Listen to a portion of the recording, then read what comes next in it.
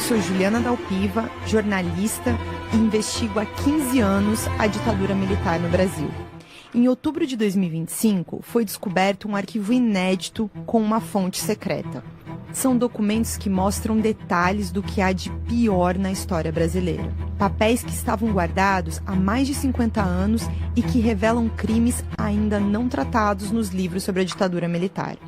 Eu estou falando de estupro, roubo, manual de tortura e novos nomes para a lista de torturadores que agiam em nome do governo brasileiro. Acessar o arquivo dele é uma coisa que eu, nessa altura da vida, jamais imaginei que poderia acontecer. A memória mais antiga que eu tenho, até traumatizada, da época do CIE, que é o Centro de Investigações do Exército. Aí ele fez essas denúncias, colegas de farda extrapolando no serviço. Minha mãe sumiu, ia ficar sumida há 3 dias.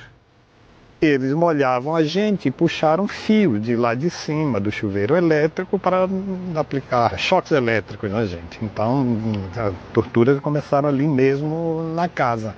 Não poderia ser mais simbólico você ter um cara que estava num órgão de tortura sendo o ajudante de ordens do presidente que mais mandou matar e torturar no Brasil. O orgulho que eles tinham de falar da contribuição que eles tinham dado para o golpe de 64. Ele vira um torturador brutal, ele vira um assassino.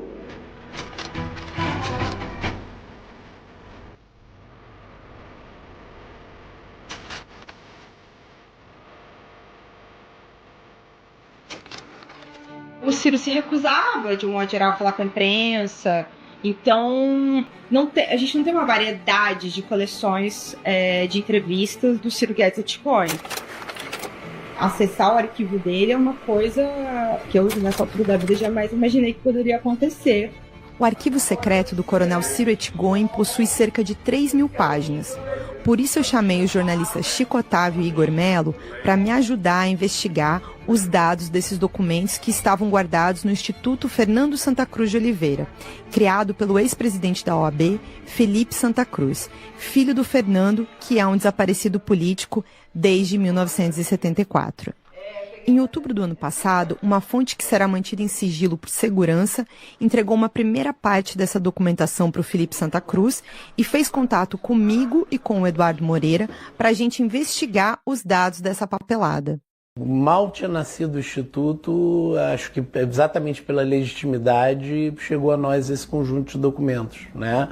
Nós procuramos jornalistas sérios, que têm comprometimento com essa história e com o estudo dessa história, sem nenhuma intenção de fazer disso uma narrativa exploratória ou sensacionalista, mas que seja parte desse caminho de colocar os pingos nos is, né?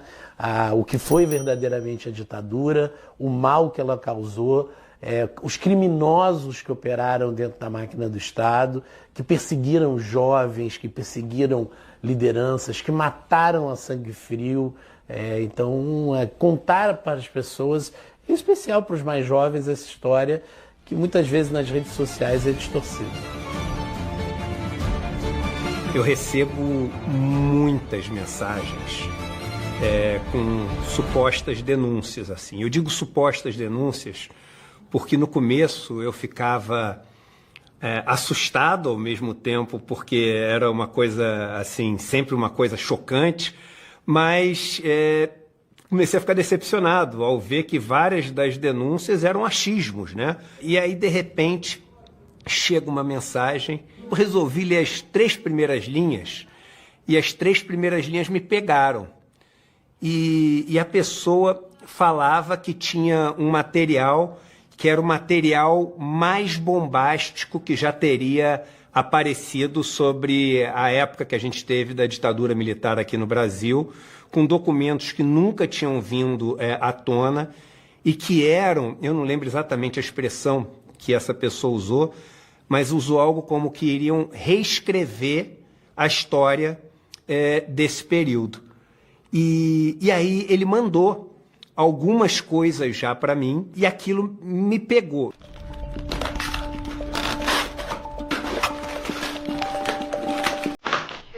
Uma segunda parte desse arquivo foi entregue para mim em fevereiro de 2026. Esse é um lugar onde você...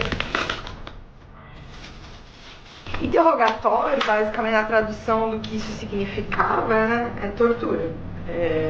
Interrogatório sem tortura é praticamente inexistente na ditadura militar, né, Chico?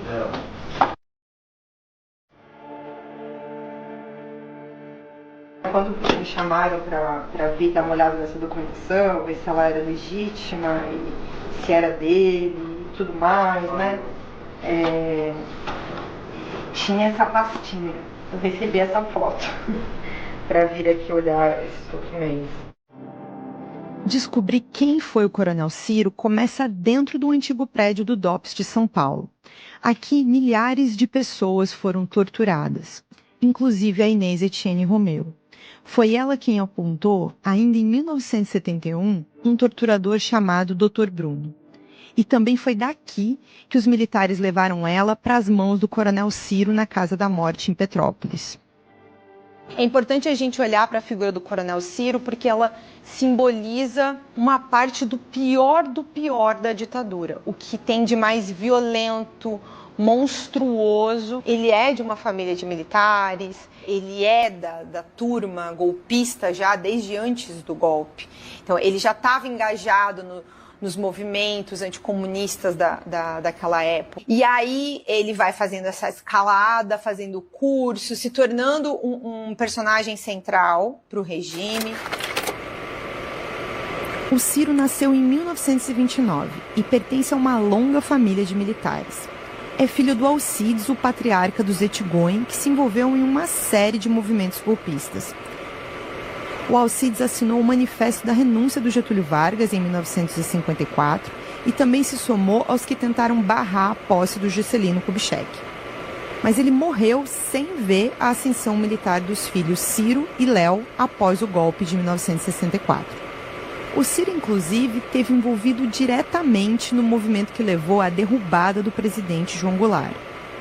O irmão do Ciro, o Léo, chegou a general.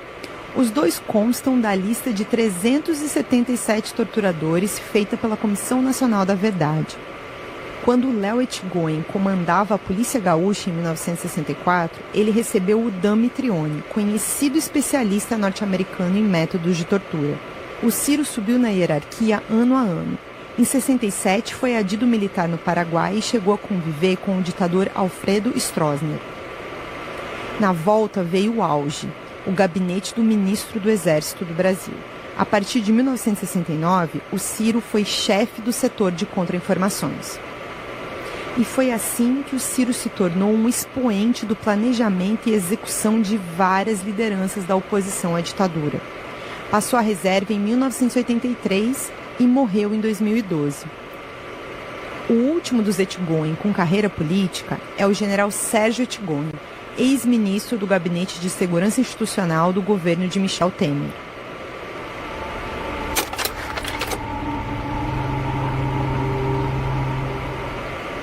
No gabinete do ministro do Exército, o coronel Ciro coordenou a criação da Casa da Morte em Petrópolis, na região serrana do Rio. O centro clandestino foi feito em moldes semelhantes ao que ele aprendeu em um curso sobre tortura que ele fez na Inglaterra. A Casa da Morte era um aparelho montado pelo CIE para torturar e matar guerrilheiros. A Inês Etienne Romeu, ex-dirigente da Vanguarda Popular Revolucionária, foi torturada no local por 96 dias. Dos opositores da ditadura levados para essa casa, a Inês é a única que se sabe ter sobrevivido.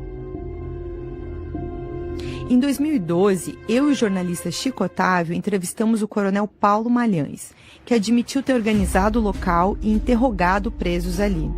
Algum tempo depois, o Malhães admitiu para o Chico que o Dr. Bruno, denunciado pela Inês, era, na verdade, o coronel Ciro. Quando eu li o depoimento, primeira vez, eu li muitas vezes, até hoje eu volto a esse depoimento da Inês, né? Ainda é uma eterna pauta na minha cabeça. Ficou claro para mim que o Bruno era diferente dos outros. Ficou claro para mim que o Bruno, Dr. Bruno, ele tinha uma posição de comando. Para você chegar a verdadeira identidade desse oficial, era necessário conhecer a lógica militar, né? A hierarquia, o papel de cada um, as funções, um pouco da, digamos assim, da doutrina de informações. E tudo isso aí juntei, bati no liquidificador para poder chegar à verdadeira identidade não só do Dr. Bruno, como de todos, Roberto, Pablo e por aí afora.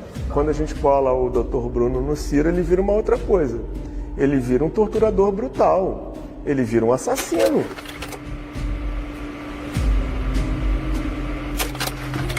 A gente tem uma ideia de quantas pessoas entraram ali com vida e saíram dali, ou não sei se saíram sem vida, não sei para onde foram. Então, a partir desse momento, o Ciro deixa de ser apenas um conspirador, um extremista de direita, um militar anticomunista, para ser um agente direto da tortura.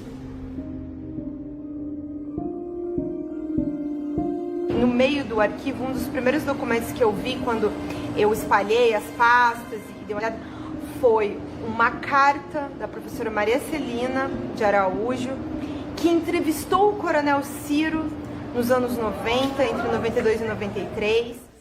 Tudo bem, só para ele ter alguma... Esta é uma carta escrita por mim em 7 de janeiro de 94, num papel timbrado da Fundação Getúlio Vargas.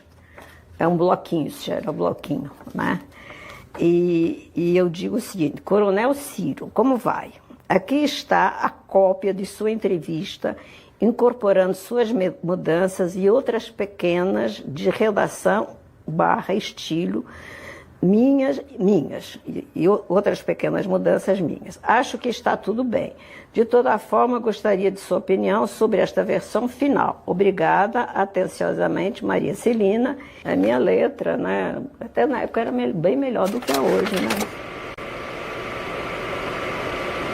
Todos esses militares com quem eu conversei, e algum deles, né, enfim, de triste lembrança, mas todos eram muito educados. Eu acho que é parte até da masculinidade, né? É a parte do machismo, você ser educado como uma dama. Ele não me chamou a atenção, assim, em termos de ser uma pessoa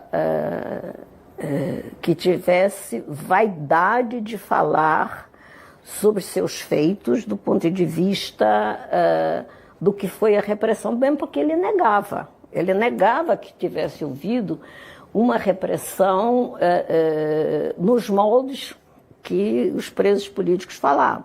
Ele negava a tortura. Por mais que a gente tentasse saber detalhes, mas ele vai falar sempre de uma forma assim, muito orgulho do trabalho deles. Isso era uma coisa assim, que me impressionava, né? Era o orgulho que eles tinham de falar da contribuição que eles tinham dado para o golpe de 64, para a ditadura, para ter combatido o comunismo. O Centro de Informações do Exército é criado, né, depois do golpe, porque era função das Forças Armadas, dos militares no governo, combater o comunismo. Foi para isso que se fez o golpe.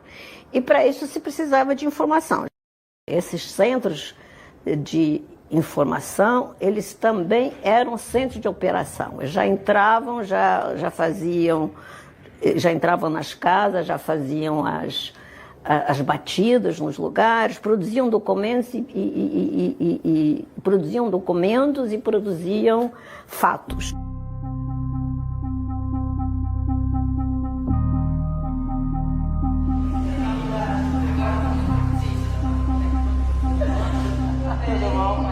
Serviços de informação, eles eram serviços de informação e repressão. Isso é um ponto importante que a gente tem que falar. A repressão está ali pré-64 e no primeiro ano de 64 ela está muito forte, principalmente contra trabalhadores e camponeses. A partir de 67 e 68, antes mesmo do AI-5, né, que é dezembro de 68, essa discussão dentro das Forças Armadas de que você precisava de um grupo específico, um grupo que vai ter muito poder, porque a informação, né, é um clichê, mas é verdade, a informação é poder, que vai transitar nos ministérios, que vai transitar junto à presidência da República e que vai colocar em prática os planos que eles já vinham, os cursos que eles já vinham fazendo, o que eles já vinham discutindo com a criação do CIE. No arquivo secreto do coronel Ciro Ettigoyen estava indo uma apostila que detalhava um curso de interrogatório feito por ele em dezembro de 1970 na Inglaterra. E o Ciro fez esse curso a convite do próprio governo inglês. E curso de interrogatório na linguagem da ditadura era aula de tortura. Quando eu li os documentos, deu para descobrir que o governo inglês sabia da tortura praticada pelos militares naquele período. Mais que isso, compreendia. Esse aqui é um conjunto que a senhora acha muito relevante de estudo agora. Muito impressionante. De 71. Ele conta, a convite do governo inglês foi realizado um estágio de informações na Grã-Bretanha, dividido em 2 épocas e com as seguintes finalidades. Então ele vai de 14 Mas veja bem, a convite do governo inglês. Convite do governo inglês. Quer dizer, obviamente que o governo inglês não faz um convite assim, que ele faz um convite a partir de uma conjuntura X, deve ter havido negociações anteriores e depois você convida alguém, ok. Né? Ele tem que chegar lá convidado. Ele fez o curso em dezembro de 1970 e na sequência ele faz um longo manual sobre como era o curso lá na Inglaterra.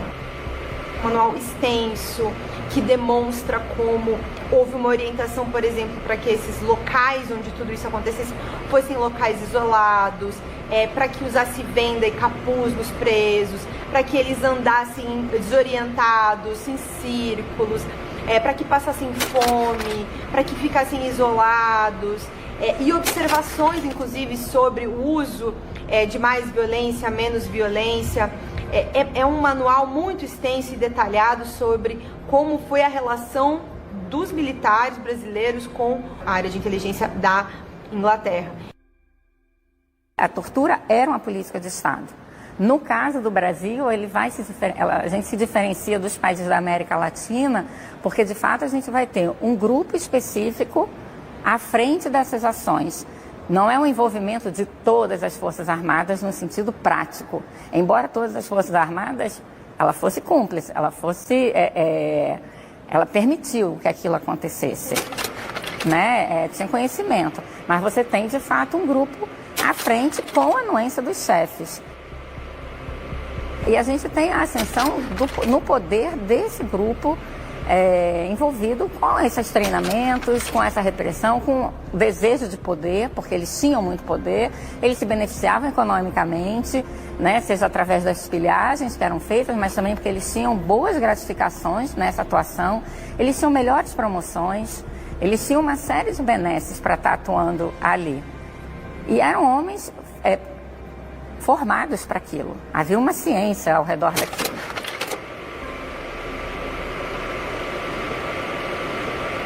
Dentro desse lote de documentos, né, do Ettigoyen, tinha um especificamente que era uma espécie de controle de RH do Centro de Informações do Exército no Rio de Janeiro, que tem 73 nomes de militares ali, inclusive o próprio Ettigoyen.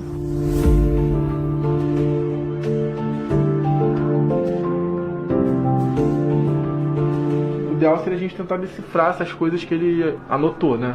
E é um documento muito interessante, porque ele inclusive tem anotações à mão do Ettigoyen, onde ele vai fazendo marcações, anotando, às vezes manualmente, codinomes daqueles agentes no campo. Existe essa dificuldade de identificar quem fez o que na ditadura militar, e assim, pelo que se tem até hoje, a gente não tinha um volume de 73 nomes no CIE do Rio, por exemplo. Então assim, só o tamanho desse aparato de repressão já é uma informação muito importante.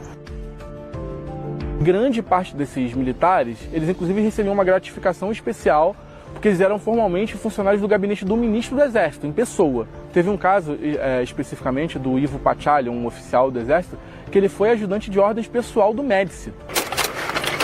É o Mauro Cid do Médici, digamos assim. Não dá para achar que dentro de um universo de milhares de oficiais do Exército que poderiam ser escolhidos para uma função tão importante, se o cara que está 24 horas por dia do lado do presidente da República, você vai escolher um militar com esse perfil que está num órgão que faz esse tipo de coisa por coincidência.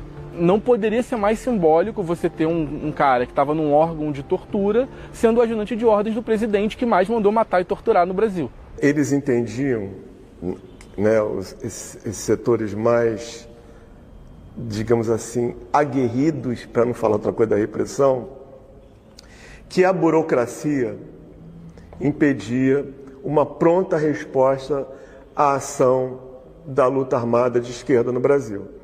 Então eles precisavam de um órgão que tivesse uma relação direta com o ministro do Exército, que recebesse verba direto, que não passasse pela cadeia do comando, que pudesse ter essa condição de dar respostas muito rápidas, né? Inclusive até ordens de extermínio. E aí surgiu nesse contexto o CIE. O CIE vem disso. E os agentes do CIE se consideravam muito superiores a todo mundo.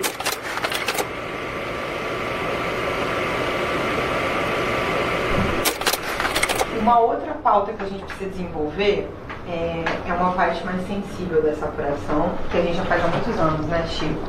Que é assim, o trabalho do Ciro, Igor, eu não sei se eu cheguei a te falar isso antes, da contra-inteligência era, sobretudo, prender os principais líderes das organizações e exterminar essas pessoas. Porque eles queriam acabar com as organizações, mas parte da estratégia deles era prender, obviamente, torturar e assassinar, obter informação com pessoas que eles ofereciam ou a vida ou a morte. Para quem quisesse ficar vivo, tinha que começar a trabalhar para eles. O maior símbolo de agente infiltrado, que na linguagem ali popular ficou conhecido como cachorro, é o Cabo Anselmo. E tem um longo relatório sobre como o Cabo Anselmo trabalhou para o Exército e especialmente para Ciro Ettigoni aqui. Corriam os primeiros meses do ano de 71, quando foi preso em São Paulo pelo DOPS o ex-cabo José Anselmo dos Santos, chegado há pouco ao Brasil após ter realizado um curso de guerrilha em Cuba. Em sua companhia foi preso também Edgar de Aquino, que mais tarde tornar-se uma das peças difíceis do problema. Por quê? Porque o Aquino começou a denunciar que o Anselmo estava mudando de lado. Ele vê que eles são presos e que depois o Anselmo em algum momento é colocado em circulação de novo para voltar a ter contato com as pessoas e passar a entregar as pessoas para a prisão. O codinome que era dado ao agente era o nome da operação. Então, operação Kimbo era o codinome do Anselmo e a operação que ele fazia para prender todo mundo chama Operação Kimbo. Aí, aqui no relatório do Ciro diz assim: Kimbo recebia dos elementos da VPR é a Vanguarda Popular Revolucionária, que era um dos principais grupos de guerrilha da época, documentos verdadeiros para que fossem confeccionados outros com dados falsos, ou seja, ele era parte de quem ajudava a entregar documentação falsa. Então pensa, o agente infiltrado entregava os documentos falsos para quem precisava se esconder. Na prática, o documento falso não valia de nada porque a ditadura sabia o nome falso dessas pessoas. Exatamente, eles estavam totalmente... E aí tem uma longa referência sobre a quantidade de pessoas que foram presas, alguns desaparecidos inclusive, e a Inês também, como pessoas que foram presas em função do trabalho do Cabo Anselmo.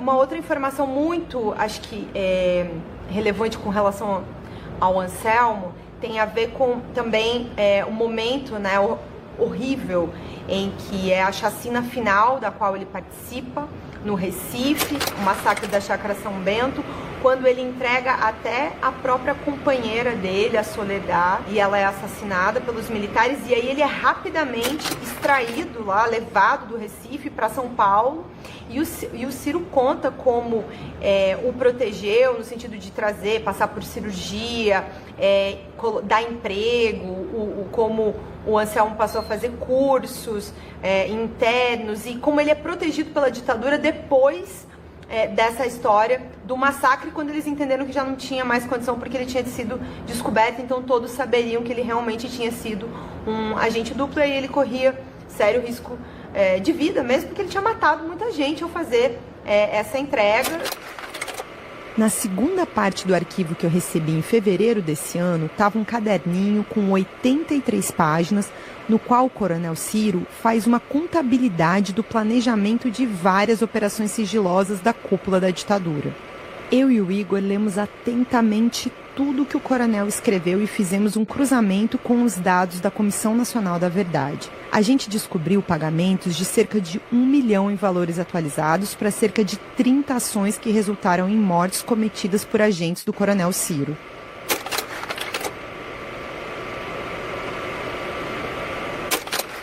O Ciro fez, né, Chico, a gente já deu uma olhada antes, meio que um relatório, Igor, de uma denúncia que um soldado chamado...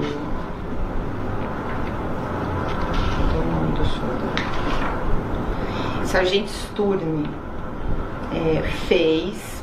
Esse sargento fez para o Ciro uma denúncia de que os colegas, os outros militares que faziam parte das ações, quando eles iam prender, sequestrar e levar os presos políticos, eles roubavam coisas e levavam para instalações do exército e também para alguns apartamentos que eles tinham, onde eles, segundo o próprio sargento Sturni, recebiam mulheres para encontros afetivos, vamos dizer assim.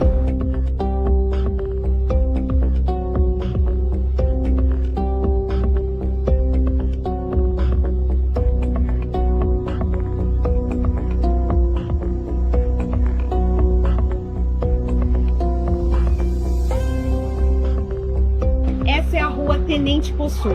É aqui que os militares tinham um apartamento em que eles recebiam amantes, mulheres, para encontros durante a ditadura. Esse apartamento era mobiliado com móveis que eles roubavam de dentro dos aparelhos que eles prendiam presos políticos. Os presos políticos tinham esconderijos, né, que eram chamados de aparelhos naquela época. Quando os militares iam para esses locais para prender as pessoas, eles também roubavam móveis, cadeiras, sofás, dinheiro, qualquer coisa que interessasse. E parte desses móveis veio para cá, para o apartamento que fica nessa rua. Sobre o que a gente chama botim de guerra, né, que era levar as coisas, sim, você tinha denúncia das próprias famílias, né, de aliança, joias de família, máquina fotográfica. Eles gostam de dizer que era um caráter salvacionista? Não, né, era um caráter baixo.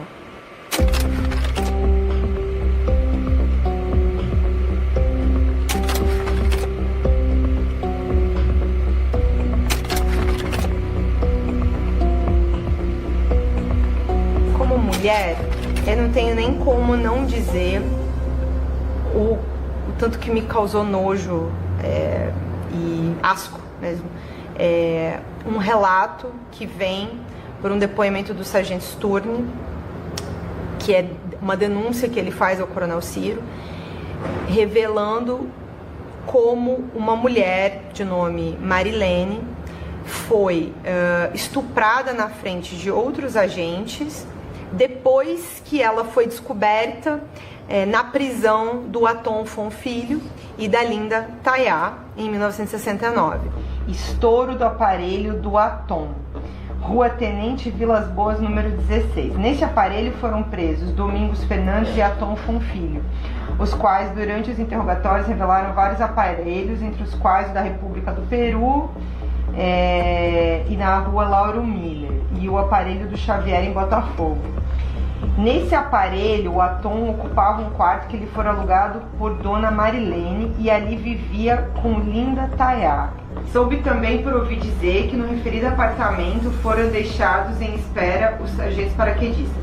Nessa ocasião também estavam no apartamento as senhoras Tânia e Marilene, essa última levada, pois era suspeita por ser locatória do Atom. Consta que o sargento Iraci forçou a Marilene a dormir com ele na frente dos demais, ou seja, estuprou ainda por cima na frente dos outros. Terrível. Isso é possível, posto que o apartamento era quarto e sala conjugado com um tambique de separação. do ponto de vista humano, chocou-se com a violência sexual sobre a senhora Marilene. Ela foi sequestrada na Tijuca e foi levada para esse segundo aparelho e lá é que aconteceu o estupro, né? Eu acho esse um grande desafio do nosso trabalho de apuração. Construir a história e o drama dessa dona Marilene. Quanto tempo faz que a senhora mora aqui na rua? Mais de 52 anos, por volta de 52 anos. A senhora estava contando antes pra gente que a senhora conheceu uma vizinha que chamava Marilene. Quando que a senhora conheceu ela, mais ou menos? 76. Acho que foi nosso primeiro contato com os filhos, né? Ela tinha 2 filhos? 3. 3? 3 que nós sabemos. Né? 3 filhos homens. Coisa de jovem, né? Então a gente se conhecia, assim, via só entrando, saindo, mas, assim, como ela era, o que ela fazia, o que seria a profissão dela, como ela vivia, acho que isso pra gente, enquanto criança, adolescente, muito jovem, eu tinha 13 anos quando eu conheci, eu tive o primeiro contato com os filhos dela. Então a gente não percebia muito nada de diferente, nada. Ela só era muito calada. Quando acontece o golpe, eu tinha 16 anos, né, e logo em seguida, agosto ou setembro, eu começo a militar. Antes de 1964, eu não tinha nenhuma experiência, nenhuma militância política. Eu conheci essa senhora, mas não me lembro do nome, Marilene. E não tinha ideia de que ali fosse um local de militância. Marighella que manda uma ordem para que eu vá ao Rio de Janeiro, porque como eu tinha experiência como explosivista, não só eu tinha feito curso lá em Cuba, como aqui em São Paulo, em algumas situações, tá certo? Eu que realizei a montagem, né, de dispositivos explosivos. Quando eu cheguei na casa, de manhã, quando eu levei as armas, cheguei na casa, eu olho na escada e a dona Marilene estava lá em cima conversando com alguém, conversando com um sujeito, um indivíduo, um policial, tá certo? Lá em cima.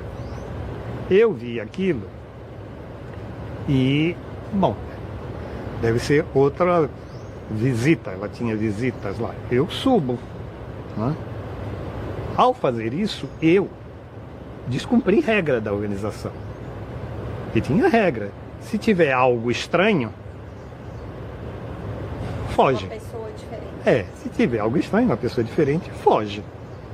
Tá certo? Eu descumpri a regra. Subi e fui preso.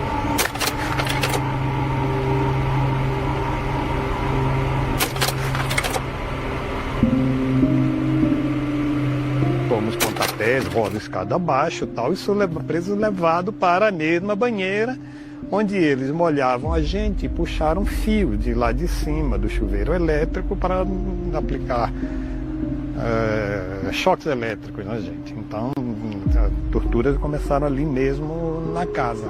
Para mulheres e para alguns dos homens, tá certo? Houve a violência sexual. Eu acho que é preciso também a gente mostrar, olha, isso daqui é um patamar mais elevado. Se a gente está querendo ver, por exemplo, o caso da dona Marilene, tá certo? É preciso que a gente deixe isso bem claro. Outra pessoa que nós descobrimos que conheceu a dona Marilene é o Gilney Viana. Ele é ex-integrante da Ação Libertadora Nacional, uma organização criada pelo Carlos Marighella. Ela era, no máximo, uma simpatizante. Agora ela sabia onde ela estava metida. É o aparelho que eu fiquei mais tempo. Eu fiquei lá de final de maio até o dia 2 de novembro de 1969. O Marighella, veja bem, eles tinham confiança nesse aparelho, porque é um aparelho que normalmente era de trânsito.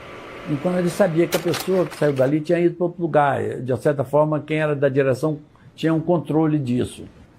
Tinha dia que a gente quase não saía do aparelho, somente quando tinha negócio de repressão, coisa assim. Então a gente ficava mais recluso. A gente às vezes saía para comprar o sanduíche, comer, entendeu? Dessas limitações, né? Então, como a gente ficava muitas vezes em casa, aí as crianças dela vinham para o nosso quarto para conversar. A violência sexual é um dos piores crimes que a ditadura cometeu. Infelizmente, a Marilene é um entre diversos casos. E um dos maiores desafios desse trabalho foi descobrir o paradeiro da dona Marilene. Depois de quase 5 meses, nós chegamos muito perto dela. Minha mãe é Marilene Santos Melo. Ela nasceu em 1937 e morreu em 2019. Minha mãe, ela era da Juventude Socialista, né, até nascer os meus irmãos. O dia que invadiram a casa, minha mãe já devia saber. Eu tinha 5, 6 anos, então não tinha muita perspicácia para isso. Quando a gente foi para a feira, aí a gente estava sendo seguido. Minha mãe reparou, parou na padaria, né, na época não tinha orelhão, os telefones ficavam em lojas. Aí de lá ela liga para minha avó e avisa. Aí faz a feira e volta. Aí quando volta é o terror, né? Eu e meus irmãos fomos levados para uma sala no centro da casa, toda fechada. Ficou a porta fechada, janelas fechadas, persianas fechadas, cortina fechada. E ficamos lá. Ficamos lá até eles saírem da casa e nos jogarem no vizinho. E sua mãe? Minha mãe sumiu. Foi agarrada por eles ali já? Já, ou seja, não tivemos mais contato com ela. Desde aquele momento a gente perdeu o contato com ela. Ela ficou sumida 3 dias. Em torno de 3 dias. Não me lembro quantos dias ela ficou sumida. E lá de dentro dessa sala onde vocês estavam presos, você disse que você ouvia coisas. Sim. O que você ouvia? Berros, né? Eles estavam torturando, depois eu fiquei sabendo, né, que eles estavam torturando uma menina no nosso banheiro, né? Eles encheram a banheira, nós tínhamos uma banheira, eles encheram com água e torturavam com fios, né? Estupraram ela e tudo mais, e bateram nela, né? E foi isso lá que aconteceu, que a gente escutou, né? Depois, no final da noite, né, quem chegava lá em casa, né, a casa estava toda trancada, quem tocava a campainha, eles abriam, puxavam para dentro e já iam torturando. Batiam em todo mundo que entrava. A gente ficou com o vizinho, né? Quando nós voltamos para casa, a minha avó que veio tomar conta da gente, né? A gente ficou sob os cuidados da minha avó, alguns dias, não sei quantos. Uma semana, um mês, não sei. A gente ficou vários dias, a minha avó tomando conta da gente, até minha mãe voltar. Não sei quanto tempo a minha mãe ficou fora. Desaparecida mesmo. Ela voltou meio afastada da gente, sim. Voltou meio afastada. E ela veio entrando na nossa vida de novo, assim, devagarzinho. Não veio, assim, não entrou, abraçou tudo mais, ficou junto, não. Ela veio, ficou arredia. Não, ela não contou nunca o que aconteceu com ela. Ela só relatou depois de muito tempo, porque a gente tinha que visitar minha avó e tinha que passar pelo túnel. Ela não queria passar. Ela tinha trauma de túnel, porque ela quando foi retirada de casa, ela foi estuprada dentro do túnel. É um estigma muito grande, a gente foi extremamente marginalizados, né? Ou seja, era uma rua de classe média, onde a maior parte das pessoas era de direita ou de extrema direita, composta por militares, né? Oficiais, né? De patente. Né? E você é um cara marginal, né? Isso a gente teve que arrastar isso durante muitos anos. Minha mãe sempre é uma pessoa reta porque tinha consciência do que estava acontecendo. Se ela não fosse, ela não tinha aceitado os caras lá dentro de casa, entendeu? Se ela fosse covarde, ela não aceitava, porque ela sabia o que estava acontecendo. Ela não foi ingênua, ela sabia do risco que estava correndo, entendeu? E talvez não imaginasse que eles fossem tão baixos, né? Que eles fossem tão vis.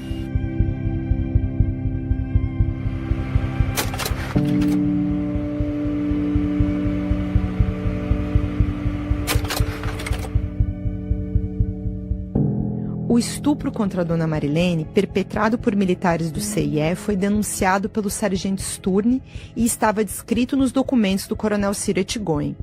O que não estava escrito era que o sargento Sturne sofreu ameaças do exército por grande parte da sua vida.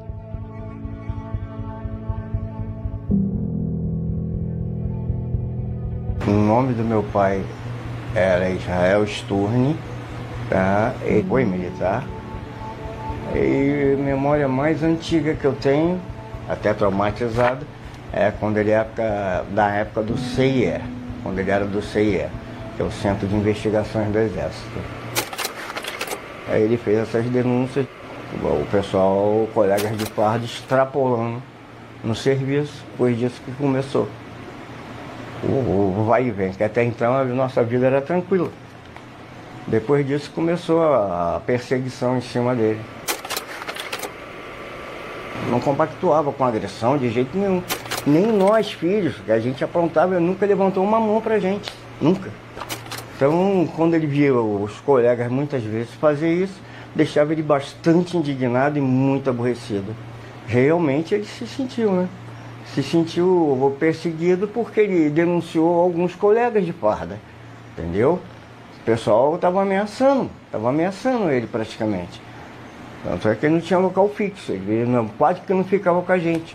Eu passei minha infância todinha prejudicado por não ver meu pai, porque ele não vinha para casa para não expor a família dele a risco. Mudava diversos locais justamente para a estratégia, para ninguém descobrir o paradeiro. Da família dele, né? Dele seria fácil. Eu lembro dele ter dito que foi fazer uma inspeção, né, nesse chamado aparelho que diziam na época, e que lá era divididos em coisas lá, paredezinhas, né, paredes falsas, e que provavelmente um militar que estava lá na operação haveria dormido com a senhora do apartamento, contra a vontade dela. Inclusive ele falou que dormiu contra a vontade dela, que provavelmente tinha dormido com essa senhora, que se eu não me falha a memória, dona Marilene. Ele falou isso. O que o coronel Ciro fez foi roubar documentos públicos e levar para locais onde só ele tinha esse acesso. E por ali ficaram durante muito tempo. Muitas outras pessoas, até pelas investigações ao longo do tempo, a gente sabe que outros militares fizeram a mesma coisa.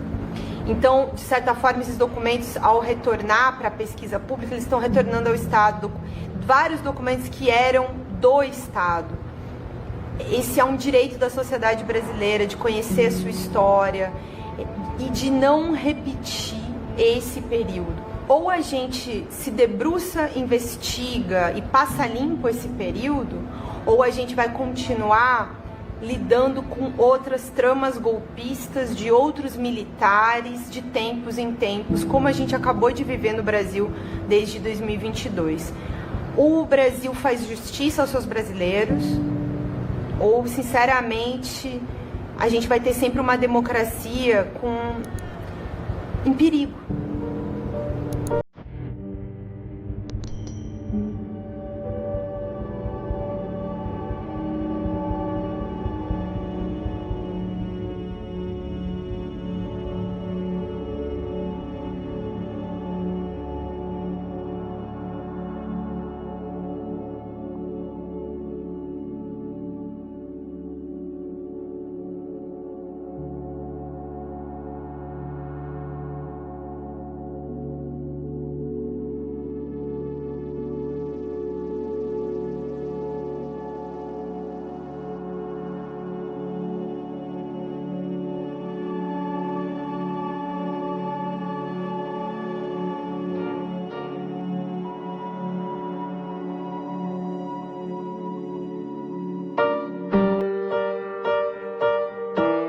Bateu um pouco assim essa sensação muito horrível da primeira vez que eu vim aqui e estava a exposição permanente. Eu fui ali na sala 3, onde tem as paredes riscadas, e depois eu vim aqui e o lugar que eu me senti mal, assim, Parece quase que uma falta de energia, uma queda de pressão, assim, sabe? Você se sente, parece que você vai desmaiar. Foi aqui, foi nesse corredorzinho aqui. E aí eu entrei aqui, a gente tava tão concentrado pra fazer as coisas, eu não me deixei pensar, sabe? Aí agora eu terminei, aí me bateu assim, sabe? Me bateu